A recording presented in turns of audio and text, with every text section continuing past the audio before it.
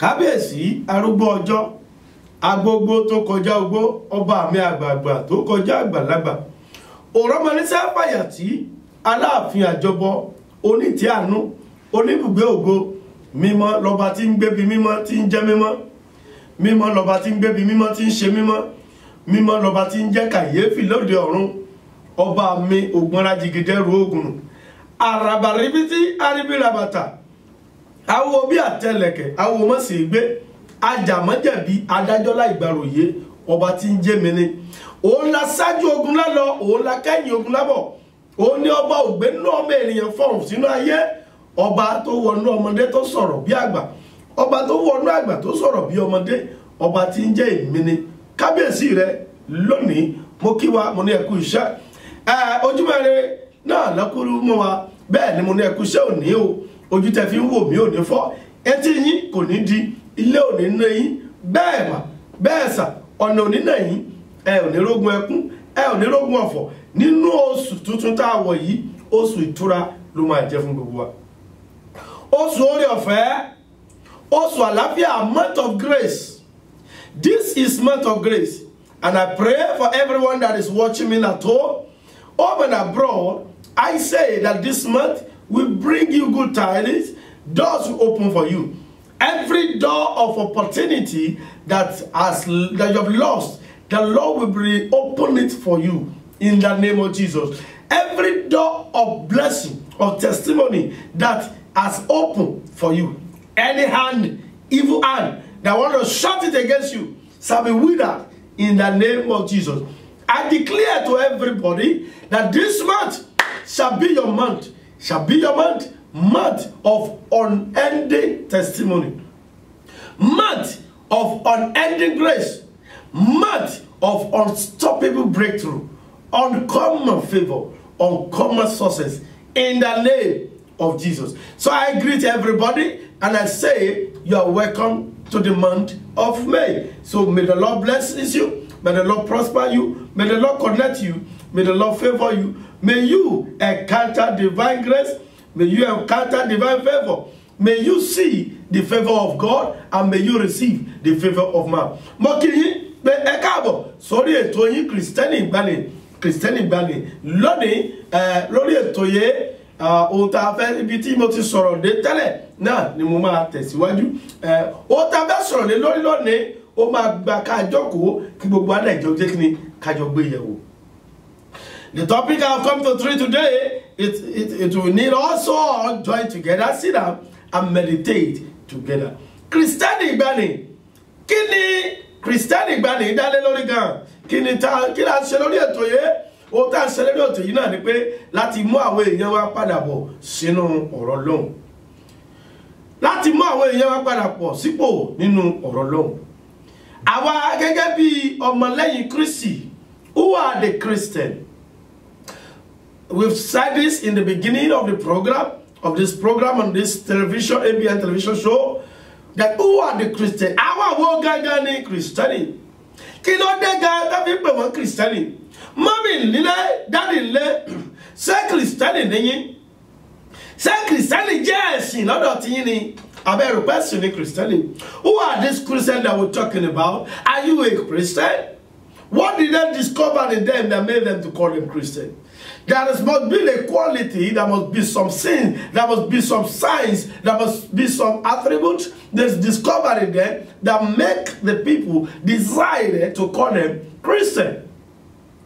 Christian came out of little Christ. These people are little Christ in the book of Acts of Apostles. These people are little Christ. They are exactly like Christ. They are Christian. Do you have the quality of Christianity? You said you are a pastor. I am a pastor. You are a pastor. You are a fellow brother, fellow sister. You are a deacon, deaconess. You are an usher. You are a chorister. You are a choir. You are a gospel artist. You are an apostle. You are an evangelist. You are a prophet. You are whatever name that you have given. You are a teacher. You are a Sunday school class. Whatever department you may belong in the body of Christ, are you sure? Are you sure that you are a Christian? What kind of Christian are you? Are you a Christian by the attribute of Christ or Christian by name? Sister Johnson, Brother Johnson, Sister Steve, Sister Deborah, Sister Esther, because you bear the name that can be found in the Bible. So Christian name, does that mean you're a Christian? No. There are quality that make the people in Antioch call them Christian. There are attributes that make the people call them Christian. That I'm a preacher, I'm pastor, I'm a preacher. That has not made me a Christian. There are so many preachers, there are so many pastors. They are just an actor. Actor, actor, and acting. It's only òṣèré orí ìtàgé. Olórin yìí mi, òṣèré orí ìtàgé ni. Anything but people who drink beer, who are in the club that drinks, they sing, they compose, they sing. That does not mean they are Christian. I go to church. That does not make you Christian, brother. So on this program, this is where we bring ourselves back to the Word of God. This is where we bring ourselves back to the Christendom. If we have missed the track, so we can come back and fall back onto the track, adjusting ourselves, opening the understanding of each other, so that we can discover ourselves afresh. We can discover ourselves again. Irú Christianity wo lè wọ́n jẹ́? Christianity ẹ ti sọ̀rọ̀ ẹ̀, you backbite. Christianity ẹ you call yourself Christian. You play like a very nice sister, an angel before your friend, and his back you are speaking evil. You are somebody else. And no, me and you, some people that they sọ pé ọmọ Ọlọ́run làwọn. Ibi tó ti máa rí kò ìwà rẹ̀ yìí tó ṣe ń bẹ̀ kò jọ mẹ́ni tó tẹ̀ mọ́ tó pé Jésù rárá. Kristẹni kì í ṣe ẹ̀sìn kì í lè ṣe orúkọ mà. Kristẹni kì í ṣe ẹ̀sìn bẹ́ẹ̀ ni kì í ṣe orúkọ. Kì í ṣe pé mò ń lọ chọ́ọ̀chì o lè lọ chọ́ọ̀chì kó mọ̀ jẹ́ Kristẹni. Sátánì ń bẹnu pẹpẹ, ó ń bẹ lórí pẹpẹ, Sátánì ń bẹnu jọ. Are you a Christian? I just want to refresh us again today. What exactly are we doing on this program? What exactly is this program stand for? What are the goals? Why are we here? Are we here? There are so many preachers, many pastors, prophets, apostles, teachers, evangelists. But what are we doing here? I'm not here to preach to you. I'm not here to come and teach you. I'm not a teacher. I'm here so that we can see ourselves that I am not perfect, you are not. Let's sit down together. Let's reason together. The Bible says, let us come together and reason together. We have missed it. What is going on in the Christendom? Why are so many people tired of going to church? Why has people been discouraged to participate in so many things again? A lot of people decide prefer to be at home because they want to fake you do marry. Ẹlòmíì tó jẹ́ pastor, ẹlòmíì tó jẹ́ ọmọ tó pèrè lọ́mọ Ọlọ́run ìyá àjọ bàbá àjọ àwọn díkìndíknẹ́sì tó jẹ́ ọ̀gá níbi iṣẹ́ ọmọ iṣẹ́ wọn ò lè tẹ̀lé wọn ní church torí pé ìwà àti ìṣe wọn níbi iṣẹ́ wọn àwọn tó bá wọn ṣiṣẹ́ wọn ò rí ìwà àti ìṣe tó jọ mọ́ ti Kristi nínú wọn. Wọ́n dẹ̀ lè pé Christian làwọn náà. Kí ló ń pè Christian gan? What is this Christian? What exactly is Christian?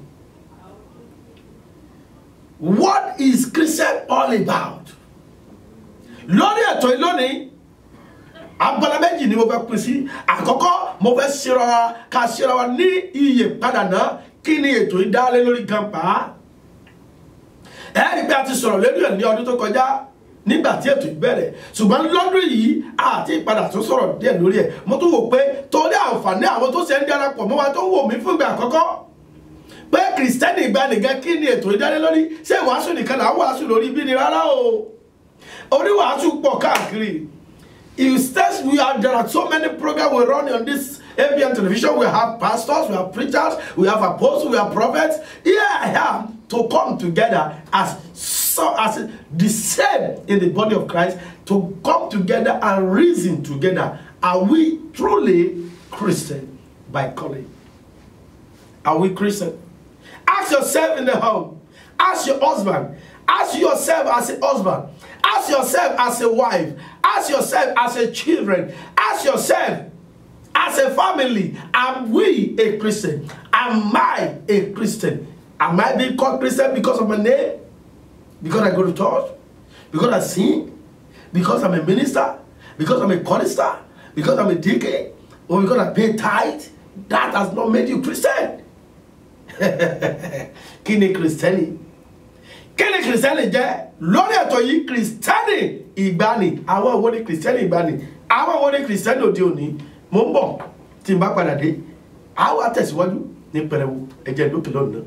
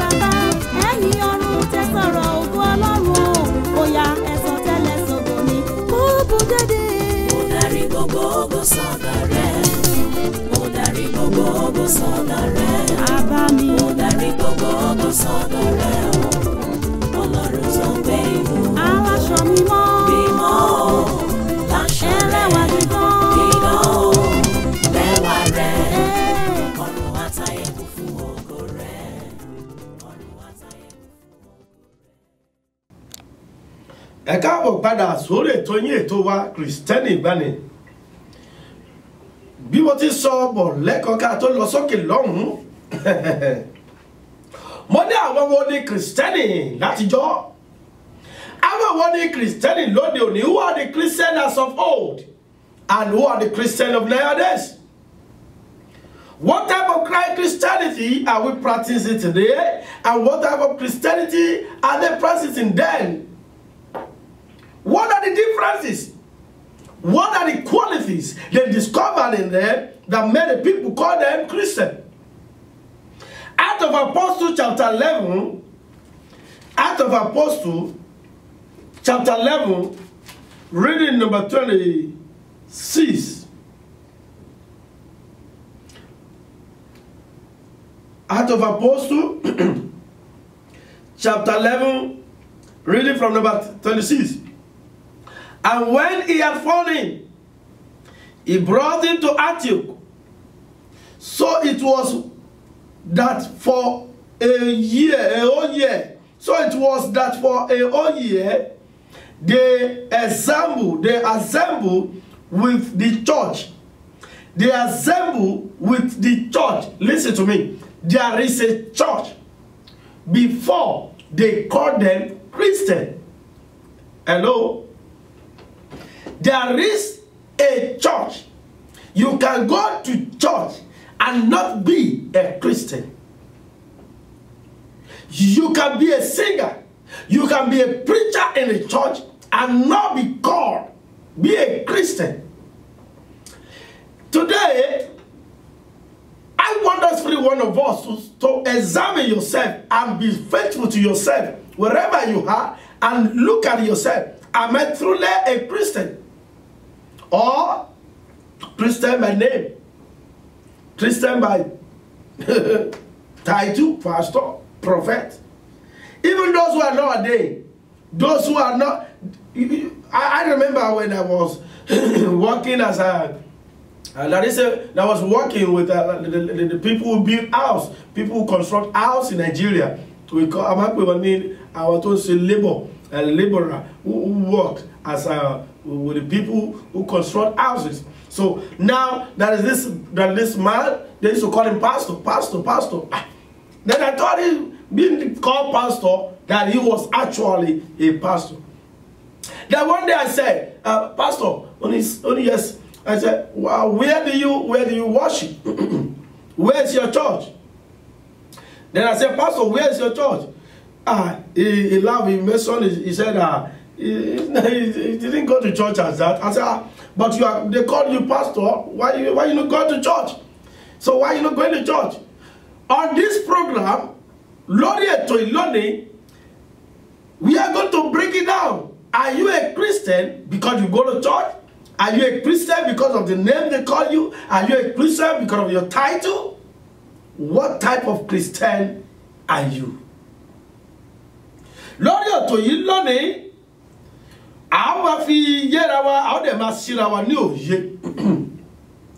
there is, if you read it very well, Acts of Apostles chapter 11,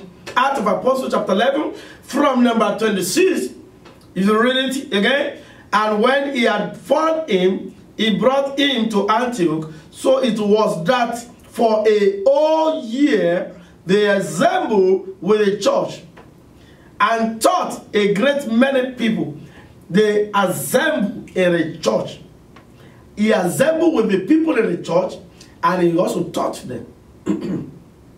There is church. Even before Christ came, there is church.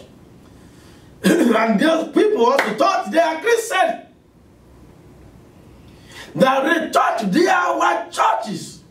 Those churches still exist. So there is church. Being going to church does not make you a Christian. Christianity is not a religion. Brother, I told, as your character, your behaviors, does it reflect Christ at all? When I asked the man and he said he doesn't go to church at all, though once in a while he used to go to CSC, once in a while he worship with when they invite him to Baptist, once in a while they invite him in Fairness, once in a while they invite me in the Redeem. And I said, but do they call you pastor? He said, oh, they just call me pastor, that's my nickname.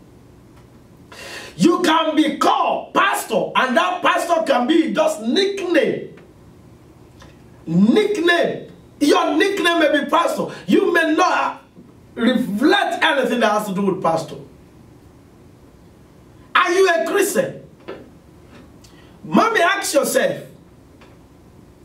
Jesus Jesus taught us a lot of things. He said in the book of John chapter 16, number 33. He said, like I have spoken to you before. I have given you my word. I have spoken to you. I have spoken to you. As I have spoken to you. As I have spoken to you. What are those things he has spoken to us? He also said, love your neighbor. Love your neighbor. You cannot be a Christian without the attribute of Christ himself in you. Someone who is going to become Christian, his life must bring so Christ in him. Look at it. They examined them in the church.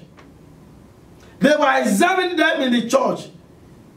And the disciples were first called Christian in Antioch, inside the church. The disciple of Christ. They know that they are disciple of Christ. They know that they are disciple of Christ. But they were still studying them, looking at them, examining them, until they discover that they have what it takes to be called Christ, little Christ. Wọ́n gbọ́ wọn bí arábìnrin yẹn nínú ìwé àwọn ọba kìíní. Torí pé nígbà tí mo sì wò ó fín àwọn ọba kìíní orí kẹta ẹsẹ̀ chapter 3 number 21. Ó nígbà tí mo wò ó fín mo sì rí pé kì í ṣe tẹ̀mí àwọn náà wò ó fín. Bẹ́ẹ̀ ni tòótọ́ pèrè yín lọ́mọ ẹ̀yìn Kristi. Ṣé n tó ga yín ṣe lẹ́yìn náà ṣe tó ga yín nínú lẹ́yìn náà ní nínú ṣé n tó gbé lẹ́yìn náà gbé sí ọ̀rùn tó nílẹ̀ ní ṣé n tó wá ṣe láyé lẹ́yìn náà ṣe. Kí ni ìwà àti ìṣe Kristi tí wọ́n rí nínú wọn? What are they? In the ministry of Jesus Christ, he said, I come, I give you peace, not as the world give. Can we find the peace of God in you? Do you have love? Can we find the humility of Christ in you? Kò sẹ́ni tó gbọ́rọ̀ bínú lẹ́nu rẹ̀ lẹ́ẹ̀kan rí. Kò sẹ́ni tó gbọ́rọ̀ bínú lẹ́yìn lẹ́ẹ̀kan rí. Ta ló gbọ́rọ̀ bínú lẹ́yìn Kristi? Ṣé àyí jẹ́ Kristẹni látijọ́? Ìwà àti ìṣe, the attitude, the characters. That you are a gospel singer. I sing. Oh, Sada. You have voice. You are gifted. That does not make you Christian. You can preach. Oh, my Bible. Open your Bible to the book of now. Open your Bible. Oh, that has nothing to do with Christianity. Anybody can go to Bible school and learn how to preach. Anybody can go to school to learn how to become pastor. They go and train pastor now. We have pastor under training. Not Holy Spirit calling. Not that they become born again. They become Christian. They have Christ in them. They carry what Christ carries. And now the Lord himself has called them by himself. And he said, go. But under training. Èmi náà fẹ́ kọ́ ṣe wòlíì. Ẹ̀sà mo fẹ́ kọ́ bó ṣe ń ṣiṣẹ́ wòlíì. Àbí náà fẹ́ kọ́ wòlíì. Mo fẹ́ kọ́ evangelist. Mo fẹ́ kọ́ pastor. Do we have it now? No, this is not the way they do this in those days. In the Haitian they become, before they call them Christian, they examine them. Yes, they first bring them. Christ called them and said, he said, all things, you know what? You have to drop all these things. Leave those things. Put it aside. Even some people say, Father, we want to go and bury. Oh, let me go say, let them be. I remember when I was coming up in the ministry, one of my dad in the Lord said, we bought food. I think we bought like biscuits or something like that. So we bought something, then we were about eating. on the road. And my dad said, oh, evangelist, no, you can't eat it. I said, what? I just bought it, sir. He said, tell the rice, you cannot eat it on the road while you are walking. He said, no. He said, there are things other people do that you cannot do. There are things other people are doing that you cannot do. Say Christian your mommy. To bati di Christian. O kan lọ church. To ti di Christian. Àwọn wo ni Christian? Àwọn tó ti ní Kristi. Àwọn tí Kristi gbé nínú wọn. The Bible said in the book of John, Maleke Boria Zalba. He said, if I have in you, and you are in me. Oh, yes.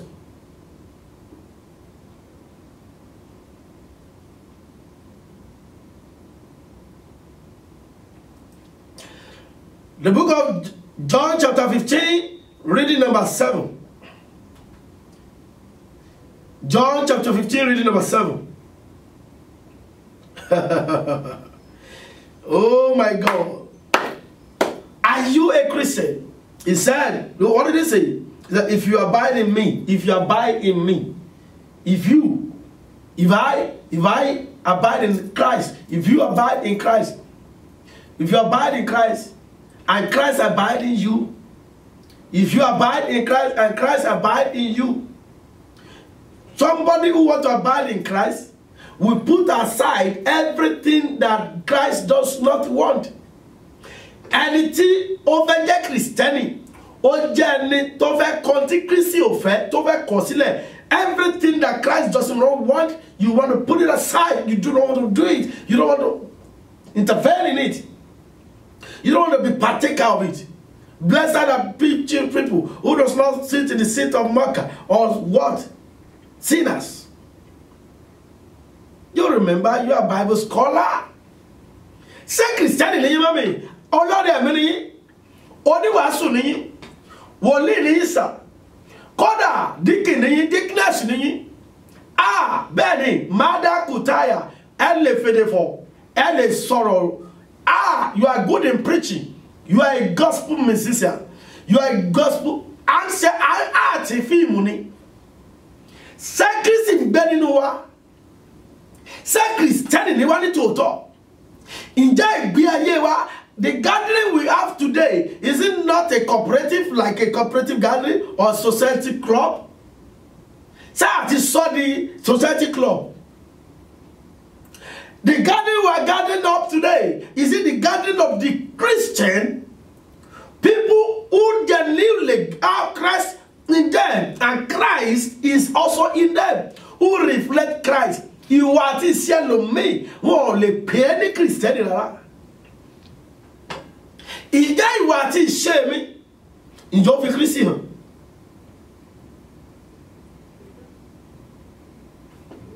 To ba je Christian.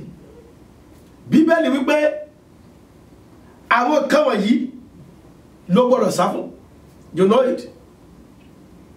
If you go to the book of Ephesians, the works of the flesh, gbogbo àwọn tá gbọ́dọ̀ sá fún ló ti wà nínú ẹ̀. Mommy, do you just go to church and you listen to sermon, you pray, they prophesy, you see vision, they see vision to you, and that's all? That has not said you should not lie. One joko, ẹni tó sọ̀rọ̀ ẹ̀yìn kì í ṣe Kristẹni. Àwọn Kristẹni ni àwọn tí wọ́n ṣe kíni gbogbo ayé wọn ohun tí Kristi ni wọ́n fẹ́ gbọ́ ni wọ́n fẹ́ ṣe. Ìfẹ́ ti Kristi nìkan. Bàbá tí ń bẹ ní ọ̀run, kí á bọ̀wọ̀ fún orúkọ rẹ̀. Àwọn tó ń ṣe ti Kristi nìyẹn. Bàbá wa tí ń bẹ ní ọ̀run, kí á bọ̀wọ̀ fún orúkọ rẹ̀, kí ìjọba rẹ̀ kó dé. Àwọn wo ni Kristẹni?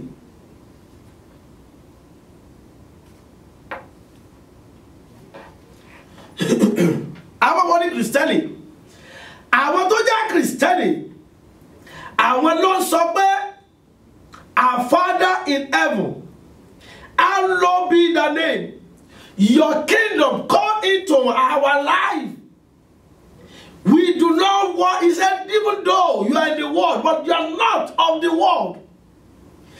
Even though you are in the world, you are not of the world. The Christians are the people who want to do the will of the Father, who want to walk in the line of Christ Jesus, who want to follow the law of the word of God, who say, our Father in heaven, hallowed be thy name. Your kingdom, what they do in heaven, what they practice in heaven, oh my God, am I a Christian? I said something one day in my ministry in Nigeria. They invited me to a program to come and minister. Mommy and Daddy, I went there, she said, with my evangelist, we got to the place. Then I said, please, can you allow me to rest a little bit in the bus? Let me relax this. So the evangelist joined the program. I said, when it is my turn, when it's about 10 minutes for me to come and hold the mic, come and give me a call. Come and check on me and wake me up. I need to rest. Mommy, I lay down and I was resting inside the bus. I lay down, I was resting inside the bus. Mommy and Daddy, while I was sleeping, the Holy Spirit took me out. So, it is true. God can take you out. Doesn't mean you are dead. You can be sleeping and the Lord will take you on a short journey. So you can see where you're going. And where you see it, when you are genuinely a Christian, when you are a child of God, you see ahead. God foresaw you what is ahead of you. Then he took me out. And I saw myself lying down, I was on the lane. So 3 people are ahead of me. 3 people ahead of me. So eventually when it got to my turn, I wanted to enter into the gate. The gate opened just a little wide. It was not too wide. So I was like, why is the gate not opening very well? It was just like, I get you go see that. So I wanted to enter. The gate opened a little bit more, so I was comfortable to enter. So, but it doesn't open wide like others. Some, when they got to the gate doesn't open. I don't know, maybe they heard something or not. They just turned and they head to another route. When I started in, then I saw an angel standing by my side. I said, you cannot go in. I said, why? He said, because you cannot go. I said, why? He said, your mouth is dirty.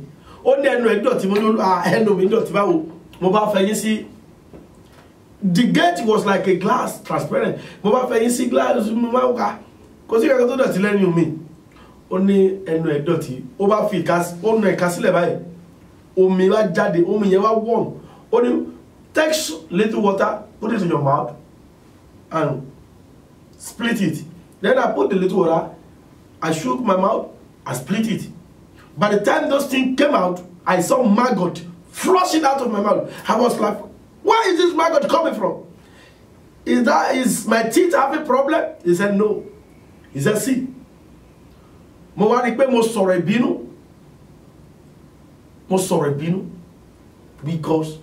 I was privileged. I said, go. I am warning you. Be careful. Then I woke up inside the bus. When I woke up, I just quickly went into the church. When it got to my turn in the church, I was sharing the revelation, and physically, a maggot flushed out of my mouth. And I said, let the cameraman saw it, and everybody saw it. Thank God people are in Nigeria, they can see me live. By the grace of God, it is good when you are a Christian. Genuinely, are you watching yourself? Lórí ẹ̀tọ́ ìlọ́ni tó bá dijọ́ mẹ́jọ máa tẹ̀síwájú lórí ẹ̀, mo máa lọ sí abala kejì. Ṣùgbọ́n kí tó lọ sí abala kejì, ẹ̀jẹ̀ dókè náà ṣé kìrìsìtẹ́nì ni ọ́ ti gbà lóde ni àbí tá a ti jọ.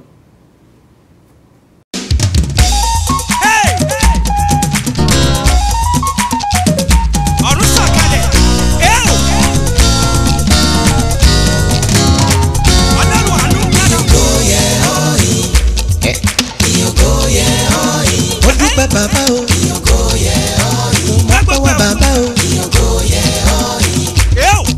Iyogo ye oyi. Iyogo ye oyi.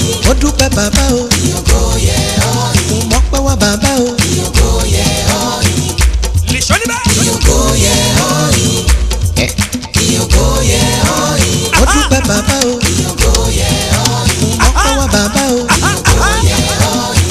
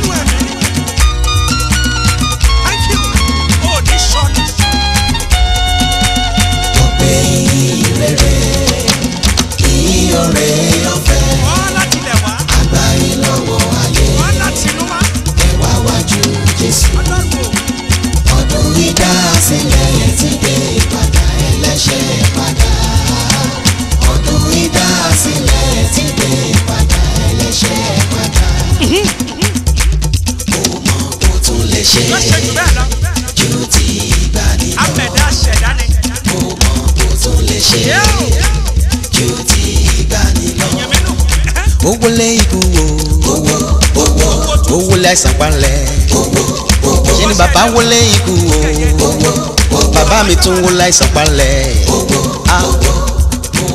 bó tún lè ṣe ju ti ìgbàanì lọ. Come and see o, come and see, come and see o, come and see, come and see what the Lord has done. Come and see what the Lord has done. Come and see what the Lord has done. Come and see what the Lord has done. Ẹ wá wò, ẹ wá wò, ẹ wá wò, ẹ wá wò, ẹ wá wò t'Olùgbàlà ṣe. Ẹ wá wò t'Olùgbàlà ṣe. Ẹ wá wò t'Olùgbàlà ṣe. Ẹ wá wò t'Olùgbàlà ṣe. Join me in praising God. I have seen His goodness. Join me in praising God. I have seen His goodness. Join me in praising God. I have seen His goodness. Join me in praising God. I have seen His goodness. You don't join me in praising God. I have seen His goodness. Oh yeah, join me in praising Baba. I have seen His goodness. So to ya now, join me in praising God. Come on, join me, my brother. I have seen His goodness. Join me in praising God. I have seen His goodness. Oṣó tuntun láyé mi kò dáwọ́ dúró. Àánú ni mo rí gbà. Oṣó tuntun láyé mi kò dáwọ́ dúró. Aráyé ẹ wá bá mi yọ̀. Àní Jésù ṣe tuntun láyé mi kò dáwọ́ dúró. Àánú ńlá ni mo rí gbà. Òun àwọn ohun tuntun tí Jésù mi ṣe fún mi tó bá ṣe wọ̀ ni wàá gbowó lọ́wọ́ mi. A ò fi ariwo ayọ̀ kí ọ káàbọ̀, ọba ológo jùlọ. A ò fi ariwo ayọ̀ kí ọ káàbọ̀, ológo jùlọ. Káàbọ̀, káàbọ̀. Ẹ máa gbọ́ orin tó kù lẹ́nu sísítà mi tí n bá gbé wọn wá sórí ètò yìí. Àwọn náà ni sísítà Nikki Níkẹ́ Àríyọ̀ Òjó, ẹnu náà ni mo ti gbọ́ orin yẹn. A fi ariwo ayọ̀ kí ọ káàbọ̀. Ìyẹn tó bá jẹ́ kìrìsìtẹ́nì lótìtọ́, ìyẹn tó bá jẹ́ kìrìsìtẹ́nì lódodo, ìyẹn tó bá jẹ́ pé ìwà àti ìṣe rẹ tí àwọn àgẹ́lì ọ̀run àwọn ọ̀run tí wọ́n kọ sílẹ̀ pé Kristẹni ni ọ́ lótìtọ́. Ẹ káàbọ̀ padà sórí ètò yìí ètò wa Kristẹni ìgbàanì. Tó abala kejì náà ni mò ń lò lónìí ká tó ká ẹsẹ̀ rẹ̀ lẹ́lẹ̀ tòní. Tó gbogbo ẹ̀yin tẹ́ wà lẹ́nu iṣẹ́ àtẹ̀yin tẹ́ sáré lọ bí iṣẹ́ àti gbogbo ẹ̀yin tẹ́ sẹ̀tì láti fi iṣẹ́ lágbára Olódùmarè. Oṣù yìí á tò lára lẹ́ẹ̀kan sí mo ti sọ oṣù yìí oṣù ayọ̀ oṣù ọpẹ́ oṣù ọ̀fẹ́ oṣù ìdìde nínú ìṣubú náà ló máa jẹ́ fún ọ. Ẹnikẹ́ni tó ní ìjákulẹ̀ oṣù yìí wàá dìde wàá lẹ́rìn. You are going to smile, you are going to celebrate, and God Almighty will favor you in the name of Jesus. Tó abala kejì yìí kí la fẹ́ sọ lórí ẹ̀. Mami, ìwọ gẹ́gẹ́ bí Kristẹni kí la ń kọ nípa rẹ̀? Ǹjẹ́ o mọ̀ wípé àkọsílẹ̀ wà fún gbogbo tó ń ṣe lónìí? Dádì, àkọsílẹ̀ wà bí a ti ń kọ láyé ní arúgbó ọjọ́ náà ń kọ tiẹ̀ lọ́run. Nígbà tí mo wà kékeré, dádì wa máa ń sọ fún wa pé ẹ̀yin ọmọ yìí gbogbo tẹ́ ẹ bá ṣe lẹ́yìn mi ni màá mọ̀. Ẹ wo tó wà lẹ́yìn yẹn kí ni yẹn? A ní òjìji ni what that one called shadow, and the shadow is watching you. Everything you are doing is writing it down. Do you know that everything you are doing is being a record, is going into your record? There is a record for you, and there is a record in your office, record in the church, record at your business. Your business, you have record. So also the heaven has their own record. Your shadow is putting it down for you. That is your monitoring angel from heaven. That is what my daddy used to tell us then. And you know, hey, òjìji rẹ̀ ń kọ gbogbo tó ń sọ yẹn, gbogbo tó ń ṣe yẹn ó ń kọ lẹ̀, yóò sọ gbogbo fún mi. Ẹ̀rọ àwọn bàbá wa pé àwọn bàbá sọ tá a máa ṣe kó jìjì máa wà lọ sọ fún dáàdi wa. Mami, wọ́n gẹ́gẹ́ bí Kristẹni, ǹjẹ́ o mọ̀ pé àkọsílẹ̀ ń bẹ fún gbogbo tó ń ṣe? Ohun rere ló bá ṣe láyé ó ń bẹ lákọsílẹ̀ o. Búburú ló bá ṣe, mami, ó ń bẹ lákọsílẹ̀ o. Ohun tá a ṣe ní kọ̀kọ̀ àtèyí tá a ṣe ní gbangba gbogbo rẹ̀ ló ń bẹ lákọsílẹ̀. A ó sì wé rẹ̀ lọ́jọ́ ọ̀dájọ́. Ohun gbogbo tó o bá ṣe ó ń bẹ lákọsílẹ̀. Bàbá mi Òjó Adékọ̀ọ́lì kan wọ́n sọ pé ó ń wò ó, wọ́n ń wò wá o, wọ́n ń wò ó. Àwọn tó ṣẹ́gun ṣáájú wọ́n ń wò wá bí a ti ń jà. Wọ́n ń wò wá o, wọ́n ń wò wá o, wọ́n ń wò mí. Àwọn tó ṣẹ́gun ṣáájú wọ́n ń wò wá bí a ti ń jà. Fada Abrahamu ń wò wá, bẹ́ẹ̀ sì ni Ísákì ń wò ọ́.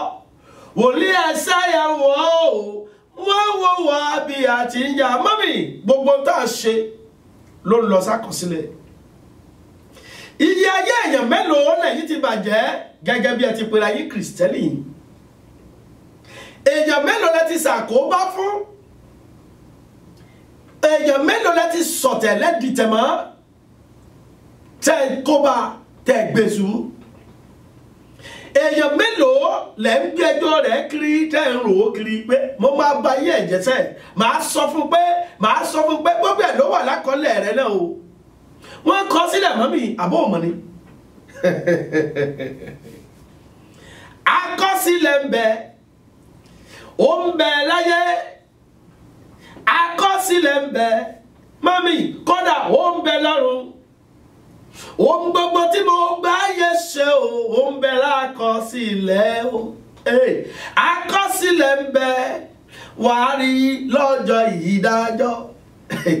Àkọsílẹ̀ ń bẹ, ó ń bẹ láyé, mami. Àkọsílẹ̀ ń bẹ, ó ń bẹ lọ́run. Ohun gbogbo tí mo bá yé ṣe ní ìkọ̀kọ̀ àtèyí tí mo ṣe ní gbangba. Àní àkọsílẹ̀ ń bẹ, wàá rí lọ́jọ́ ìdájọ́. Àkọsílẹ̀ ń bẹ mà.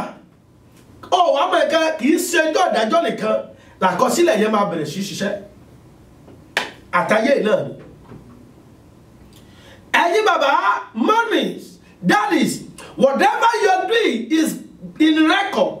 They are putting it in record. The heavens are putting it in record. is in record on earth. I remember my daddy used to say, hey, you this woman, whatever you are doing today, remember your children, they may be looking like they are young, but they are putting it in record. They are seeing it, they will remember when they grow up. They may not have the power or the ability to talk at that moment or to speak or to understand it. But it's in their record, it is in their memory. They will remember when they grow up. Àkọsílẹ̀ remember. Gbogbo tẹ́ gba ayé ṣẹ̀yẹ wọn kọ sílẹ̀. Ẹni tẹ́ mú wá láti orílẹ̀-èdè Nàìjíríà tẹ́ wá sọ dẹrú bí wọ́n kọ sílẹ̀. Ẹni tí ó wá jẹ́jẹ́ tiẹ̀ tẹ́ sọ̀tẹ̀ mọ́ wọ́n kọ sílẹ̀. Iye ìpéjọpọ̀ ìpàdé tẹ́ ṣe lórí ẹni tí ò sẹ̀yìn wọ́n kọ sílẹ̀. Ẹni tó ń fẹjọ́ rẹ̀ sùn tí ò lè sí ọ tó dẹ̀ parọ́ tí ò ṣe mọ́ ó ń bẹ lákọọ́lẹ̀ o. Mami, ẹni tó rojọ́ rẹ̀ fún ọ tó ń ṣe ìdájọ́ rẹ̀ láì mọ̀. Ẹni tó mọ̀ tó ṣe tí wọ́n kàn sọ fún ọ pé báyìí kàṣá báyìí káwọ́ òdìdè lágbájá ṣe ó dẹ̀ pé láàrẹ ní kìrìsìtẹ́nì ó lè pé bọ̀dá ẹ wá mami ẹ̀yin náà dúró ẹjẹ́ jọ parí ọ̀rọ̀ yìí ṣùgbọ́n síbẹ̀ ìwọ náà ń bá wọn gbé ẹjọ́ ẹ lọ́jọ́ káàkiri àkọsílẹ̀ ń bẹ fún ọ. Ìwọ tó ṣe àdúnimọ́ ìwọ tó parọ́ mẹ́ni ẹlẹ́ni. Arábìnrin kan ló sọ pé pásítọ̀ ló fẹ́ bá òun sùn pásítọ̀ ló fẹ́ bá òun sùn nítorí pé kí ni wọ́n fẹ́ set up pásítọ̀ yẹn wọ́n set pásítọ̀ yẹn ọ̀ pé àwọn make sure pé àwọn lè kó omi sẹ́ àwọn máa gba ipò lọ́wọ́ ẹ̀sẹ̀ ẹni ẹlẹ́ni tó dá iléeṣẹ́ ìránṣẹ́ rẹ̀ lẹ̀. This man started his ministry and the minister joined him and he set up committee of elders. But this woman so advances to this man and he refused. They wanted to be doing a lot of atrocity. This man refused. Then they gang up against him. Then they set up. All the gang ups you partake in it. All the gang up they call you partake. It is a record. One day woman did a best supper from my best. Supper best. Woman did a all bounce on the side. About whatever. Mama said, "Boy, look upon me. Never bounce. Hey, but don't say, oh, my bella collar." Now, no Baba say, oh, my paper saucy. Meeting of panel. Ọba pe panel bá set of panel. Wọ́n pe pastor sí. Mo ti lágbájá lè bá oṣù. Ó ní kí ló ń jẹ́ bẹ́ẹ̀ kó ṣẹlẹ̀ rí. Wọ́n ní sister yẹn ló lè sọ lójú ní pé kó sọ lójú òun. Ní sister náà dúró wọn lọ́dà. Ó lọ máa bá òun sùn ní pastor yẹn òun tẹ̀ mọ́ bó ṣe ṣe. Òun fún àti bá oṣù tá kó tẹ̀ tó yé òun bó wọ́n fògùn mọ́ òun ní. Má ṣe kíni kan ní. Wọ́n fògùn mọ́ òun ní. Má ṣe kíni pẹ́. Òun fà òun sọ pé má fògùn mọ́ òun ní. Ẹni tí wọ́n sọ̀rọ̀ rẹ̀ yìí pẹ̀lú oore ọ̀fẹ́ Ọlọ́run ó wà láàyè kò ìkú o àti pásítọ̀ àti ìránṣẹ́bìnrin àwọn méjèèjì wà láàyè wọn ìkú kì í ṣe wọ́n ní ohun tí mo gbọ́ tí mo sì rí ni. Mami pásítọ̀ yìí dìde lórí ìdúró ó ní tó bá jẹ́ pé tó sọ yìí òótọ́ ni kí ìpè àtẹni tó ní ayé àti ọ̀run tó gbé iṣẹ́ ìránṣẹ́ lé lọ́wọ́ kó ṣèdájọ́ òun o ṣùgbọ́n tí o tẹ́ sọ bẹ lákọọ́lẹ̀ o bẹ lákọọ́lẹ̀ o kọ sílẹ̀ ṣùgbọ́n ayé ti kọ́ ó sì bẹ lákọọ́lẹ̀ lóde ọ̀run tó bá jẹ́ pé irọ́ náà lẹ pamọ́ èyí tó fẹ́ sọ iná wà bá òfin sàkọọ́lẹ̀ ẹ ò ní gbọ́ pa ń tẹ́ ń jẹ́ ọmọ bíbí láyé o ó lè bẹ́ẹ̀ ni nìkan kìnìkan ẹ náà mà gbogbo tí ìwọ náà ń gbáyé ṣe yìí ó mọ bẹ́ẹ̀ lákọọ́lẹ̀ àti yìí wọ́n ṣe bẹ́ẹ̀ wọ́n lé pásítọ̀ ìkó lórí ìjọ rẹ̀ ǹjẹ́ ẹ mọ̀ pé pẹ̀lú agbára ogun Ọlọ́run pásítọ̀ yìí ilé sẹ́rànṣẹ́ rẹ̀ tó ti tóbi padà lórílẹ̀‐èdè Nàìjíríà mo ti gbé wọn wá sí Amẹ́ríkà yìí lẹ́ẹ̀kan rí ẹ wò ó àwa gẹ́gẹ́ bí ọmọ Ọlọ́run tá a bá ti pèrè wa ní kìrìsìtẹ́nì Bíbélì wípé ẹ wádìí ohun gbogbo dájúdájú kí ẹ sì di èyí tí ń ṣe òtítọ́ inú rẹ̀ mú lẹ́jọ́ ẹnìkan dáhùn ìgbà òsìkà ni wọ́n pè é mọ́mì gbogbo tó bá ń sọ àtọ́ tó ń ṣe ó ń bẹ lákọọ́lẹ̀ o ó ń bẹ lákọọ́lẹ̀ o àkọsílẹ̀ ń bẹ fún gbogbo tá à ń ṣe láyé àkọsílẹ̀ ń bẹ fún gbogbo tá à ń ṣe láyé o ohun tí mo sọ̀rọ̀ lé lórí lónìí à ń lọ sínú bíbélì à ń mú jáde nínú ọ̀rọ̀ Ọlọ́run fúnra rẹ̀ àti ìwé wà láyé kò mọ̀ ọmọ bídò ní o wọ́n ti wá bẹ bọ̀dá yìí o wọ́n ti bẹ dádì wọ́n ti gbàdúrà dádì gan ti wọnú àwọn wọ́n ti fi hàn tí sínú bíríbírí àìmọye ìgbà ṣùgbọ́n láì fọdá kò sí tó gbọ́ pa kò sí ń dédé po torí pé gbogbo tó ń ṣe má gbàgbé pé ẹni tó ń ṣe é sí Ọlọ́run ló ṣẹ̀dá rẹ̀ ẹni tẹ́ ń parọ́ mọ́ yìí mọ́mì Ọlọ́run ló ṣẹ̀dá rẹ̀ ẹni tẹ́ ń gbé ìròyìn irọ́ nípa rẹ̀ kiri yìí tẹ́ ń borúkọ rẹ̀ jẹ́ yìí ẹ má gbàgbé pé Ọlọ́run ló ṣẹ̀dá rẹ̀ ọ̀pọ̀lọpọ̀ ẹni tó ní ìdádúró tí ò rọ́mọ bí ẹ bèrè sí Ọlọ́run bínú sí Ọlọ́run ní ògbó àdúrà ni àbí iṣẹ́ ọwọ́ rẹ̀ tó ń bẹ ní àkọọ́lẹ̀ ni wọ́n ń ṣe àgbéyẹ̀wò náà ni pé kò kún òṣùwọ̀n ẹni tá a lè dá lóhùn. A lot of people are praying, but when they look at your record, they discover that you are not qualified for those people that they will answer their prayer. The woman came to Jesus and she kept begging, and Jesus answered and said, I cannot give to you what the food that belongs to the children. Ebi o le fún oúnjẹ tó tọ́ sí ọmọ. Listen, there are some rules. When you give, it shall be given to you. That is a rule. That is the law of God. When you give, it shall be given. Press that, shake it together, running over. Everything you give. When you lie against somebody and you are carrying news about somebody, you are given, they will give back to you in 100-fold. It is in the record, whatever you do. Ẹlòmíì tí àwọn àjálù rẹ́kọ̀ọ̀dù rẹ̀ níwájú Elédùmarè ti kún ní èyí. Rẹ́kọ̀ọ̀dù rẹ̀ níwájú Elédùmarè ó ní níjọ́ tí abanijẹ́ bá dẹ́kun àti abanijẹ́ ọjọ́ náà làábà jẹ́ kíni o làábà jẹ́ kanlẹ̀. Arákùnrin kan ló pè mí lọ́jọ́ kan ó ní evangelist mo máa ń rí program yẹn and I appreciate God in your life. Mo gbọ́ kankan nípa yín tí mo fẹ́ béèrè. So Tony Abiro, money I'm usefully, you can ask me any question. You want me to sit down with the person? I'm available. When you call the person, let the person be sitting down, and I will be there. Tony Peke Mabase, ni no oro tema. That is true, sir. My so for pe mo fẹ́ kẹ́ wà ńbẹ̀. Nígbà tó pè wọ́n pé on ti pe evangelist, wọ́n ló fẹ́ ká wà ńbẹ̀. Mommy, daddy, wọ́n ní no kò ní ìjẹ́ sá filẹ̀ mo ti gbàgbé ẹ̀. No, ẹ já sọ̀rọ̀ yìí ká yanjú ẹ̀. Ó ní no kò ní. Má yẹ fún ẹ wá pè mí ní evangelist, ẹ máa ṣe ti yín, Ọlọ́run bẹ lẹ́yìn yín. Àkọsílẹ̀ ńbẹ ẹ já wò ìwé Ẹ́sítérì orí ìkẹfà. Ẹ́sítérì orí ìkẹfà, the book of Esther chapter 6, and I want to read from number 1. Esther chapter 6 from number 1. And that night the king could not sleep, so one was commanded to bring the book of record of the chronicle, and they were read before the king. The book of record, the book of record of chronicles, ìwé àkọsílẹ̀ ó ń bẹ. Wọ́n wò pé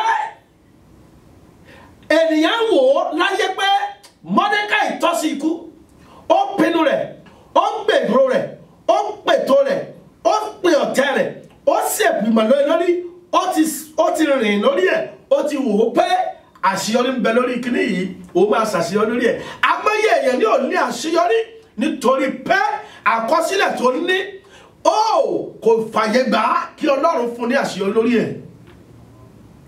Amani ti ṣètò, ó ti ń ṣe, ó ti ń rí ṣe, ó ti ń ṣe ó ti ń rí ṣe ṣùgbọ́n kò sí àṣeyọrí kò rí àṣeyọrí ṣe ìtìjú débá mọ́mì nínú ilé ẹlòmíì tí ò ní àṣeyọrí kí nìdí tí ò ní àṣeyọrí kí ni àkọsílẹ̀ tí wọ́n ń wò nípa rẹ̀ ó dàbí ẹni tó gbégbá ìdìbò tí wọ́n ti wò pé àwọn èèyàn ń gbà tóun ó dìgbà tó máa dìbò ó wá di pé òun ò wọlé wọ́n bá wò pé kí ló fà á láì fada ó yẹ kó wọlé wọ́n bá gbé yẹ̀wò kí ló fà á tí ò fi wọlé wọ́n ní níbí yìí ò ṣe dáadáa tó níbí yìí ò ṣe dáadáa tó níbí yìí àwọn èèyàn sọ báyìí nípa rẹ̀ níbí yìí lọ báyìí náà ló ṣe níbí yìí nǹkan báyìí náà ló ti ṣe rírí níbí yìí arábìnrin kan ní pé ó ti ṣe nǹkan báyìí fún orí arákùnrin kan báyìí ibi tó ti ṣiṣẹ́ rí òun tó sọ nípa rẹ̀ ní fún ìdí èyí ń ló fi fìdí rẹmi àkọsílẹ̀ ń bẹ mà.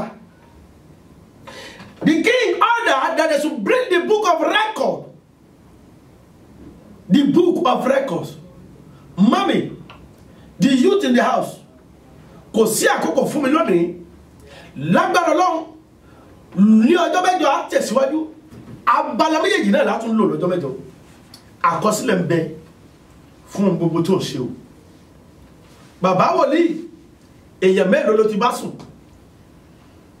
tó ní pé kí ẹ̀jẹ̀ kan ẹ̀jẹ̀ kí omi kan omi ìgbà yẹn ló bá tó rọ́mọ bí lórúkọ Olúwa àkọsílẹ̀ ń bẹ o ó ti mọ iye èèyàn tó gbá o àbọ̀ ọ̀mọ̀ ó ti mọ iye èèyàn tó ti gba owó lọ́wọ́ ẹ̀ àkọsílẹ̀ ń bẹ o abatẹnijẹ́ ìwọ ti ń pe Nàìjíríà láti ba èèyàn jẹ́ láti borúkọ èèyàn jẹ́ ń bí láti ba iye èèyàn kan jẹ́ ń bí àkọsílẹ̀ ń bẹ gbogbo tó ń ṣe láti kó bá èèyàn níbi iṣẹ́ ẹni tó ràn lọ́wọ́ síbi iṣẹ́ tó ṣàkóbá fún ẹni tó ràn lọ́wọ́ pé kí wọ́n náà tiẹ̀ rí bí jókòó sí ìlú yìí kí wọ́n náà rí jókòó sí ìlú yìí tó ń bà jẹ́ kiri ó ń fi ibi sanre fún àkọsílẹ̀ ń bẹ fún o ẹ̀gbọ́n bà ẹni tí ó wá sí ìlú yìí tó ṣe iṣẹ́ ìránṣẹ́ rẹ lóore tó wá ní pé báyìí ló ṣe fẹ́ kó ní tó ní bẹ́ẹ̀ kọ́ ló ṣe fẹ́ rí báyìí ní ọlọ́ṣẹ́ ní kó ní tó bẹ̀rẹ̀ sí ní bàjẹ́ tó bẹ̀rẹ̀ sí ní gbèrò yìí rọ́ nípa rẹ̀ àkọsílẹ̀ ń bẹ o ẹni tó wá gbé lọ́dọ̀ rẹ̀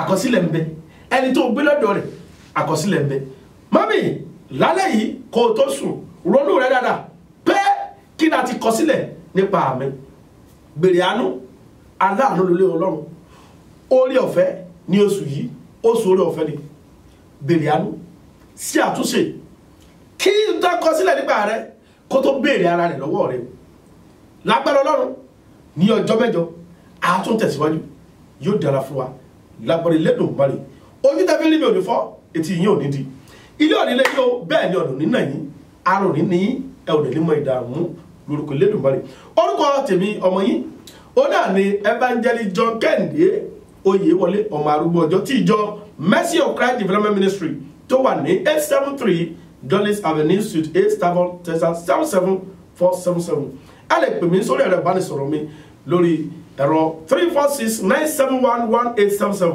346-971-1877 bóyá ẹ̀fẹ́kẹ́ bá wa ká bá yín polówó ìsọjí yín ni àbóǹkóhun ẹ pè sórí ẹ̀rọ ìbánisọ̀rọ̀ ti iléeṣẹ́ wa ń bí ABN television àbí fóònù nọ́mbà mi ẹ lè pè sórí ẹ̀ pẹ̀lú agbára Ọlọ́run ní ọjọ́ mẹ́jọ àtúnríra pọ́kì àmójú ẹ̀rọ mi àwọn náà ní engineer Wálé brother Wálé God bless you Ọlọ́run a bá ń bẹ yín ga a máa fàyè gbà yín ìrànyàṣẹ lórílẹ̀-èdè yìí ní ìlú yìí ẹ̀ sì débi ìmúṣẹ yín tó mo kí sísítà mi pátápátá my wonderful beautiful sister Ọmọbánkẹ́ God blesses you you fulfill your dreams in the name of Jesus and I bless God in the life of our father our daddy bàbá wa olórí iléeṣẹ́ pátápátá dàdí àdúrówólò Ọlọ́run kó fàyè gbà yín kó sọ yín di ńlá kó mú yín gbòòrò iléeṣẹ́ ABN wáyé kò ní jóná o bẹ́ẹ̀ ni kò ní gbiná àwa gan á tún gbòòrò sí ni lórúkọ Olódùmarè ó di ọjọ́ mẹ́jọ ire o.